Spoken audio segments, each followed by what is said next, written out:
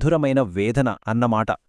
ఈరోజు మనం భక్తురాలు, కవయిత్రి అయిన మీరాబాయి ఆధ్యాత్మిక ప్రయాణం గురించి తెలుసుకోబోతున్నాం. ఇది కేవలం ఒక కథ కాదు, అసలు ప్రేమ అంటే ఏంటి, నిబద్ధత అంటే ఏంటి అని మనల్ని మనం ప్రశ్నించుకునేలా చేసే ఒక అచంచలమైన భక్తి గాథ ఇది.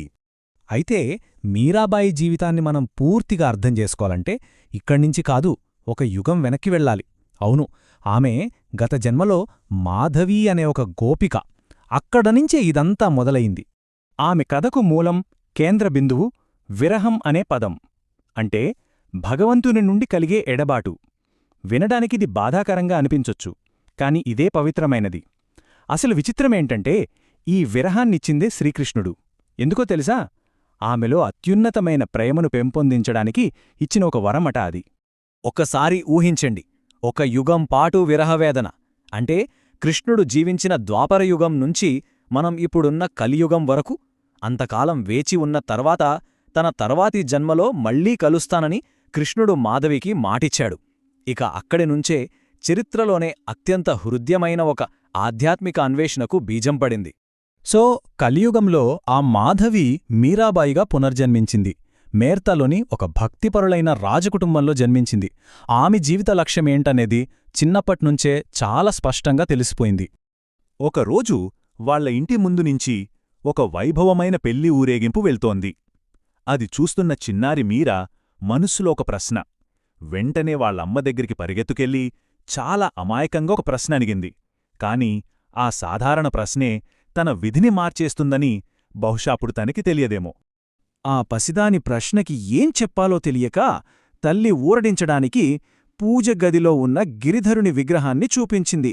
సరదాగా, అదిగో ఆయనే నీ భర్త అంది. తల్లికది కేవలం ఒక మాట, కాని చిన్నారి మీరాకు అది అక్షరాలా సత్యమైంది. తన జీవితానికి అదే వేదవాక్కుగా మారింది. ఆ క్షణం నుంచి మీరాకు అది ఆట కాదు, ఒక పవిత్రమైన ప్రమాణం. ఆ గిరిధరుని విగ్రహమే తన సర్వస్వంగా భావించింది. ప్రతిరోజూ ఆయన్నే తన ప్రియమైనవానిగా భావించి సేవించడం మొదలుపెట్టింది. సరే, మీరా పెరిగి పెద్దవుతోంది. ఆమె కుటుంబం ఈ లోకం తీరు ప్రకారం ఆమెకొక లౌకిక వివాహాన్ని నిశ్చయించారు. ఈ విషయం మీరా హృదయాన్ని ముక్కలు చేసింది. ఎందుకంటే తన మనసులో ఉన్నది కేవలం కృష్ణుడు మాత్రమే. ఇక ఏం చెయ్యాలో తెలియక ఆర్తిగా ప్రార్థించింది. ఆశ్చర్యంగా ఆమె ప్రార్థనలకు సమాధానం దొరికింది. కాని తను ఊహించినట్టు కాదు, ఊహకు అందని విధంగా. అదే రాత్రి మీరా జీవితంలో అత్యంత ముఖ్యమైన, అద్భుతమైన సంఘటన జరిగింది. తన అసలైన వివాహం జరిగింది. అయితే అది ఈ భూమ్మీద కాదు, ఒక దివ్యమైన కలలో. అది ఒక పూర్తి ఆధ్యాత్మిక కలయిక.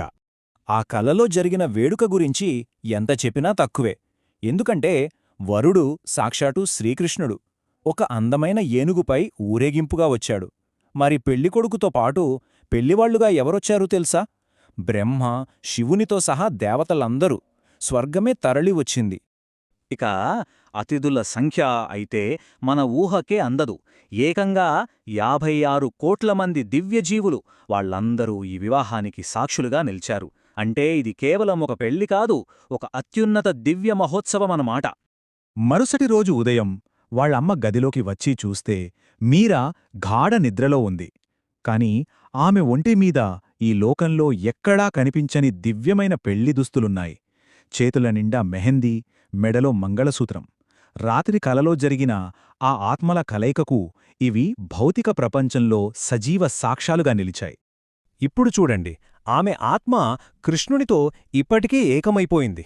మరి ఇప్పుడు మేవార్ యువరాజు భోజరాజుతో జరగబోయే ఈ లౌకిక వివాహానికి అర్థమేంటి?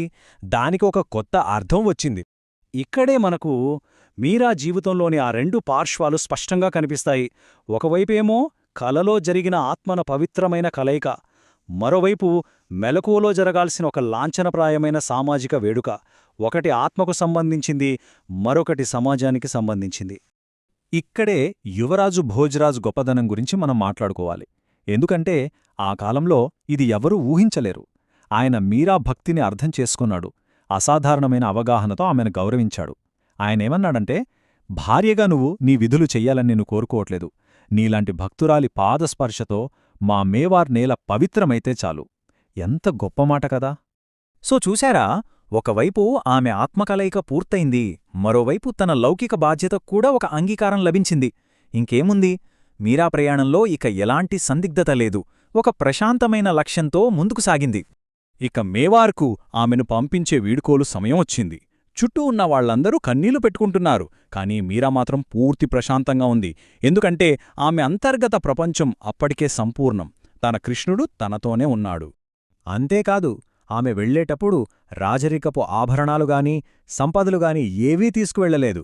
తనతో పాటు తీసుకువెళ్ళింది ఒకే ఒక వస్తువు, అదే తన ప్రియమైన గిరిధరుని విగ్రహం. ఎందుకంటే ఆమెకు అత్యంత విలువైందంతా ఆ విగ్రహంలోనే ఉంది, బంగారు పెట్టెల్లో కాదు, తన చేతుల్లో.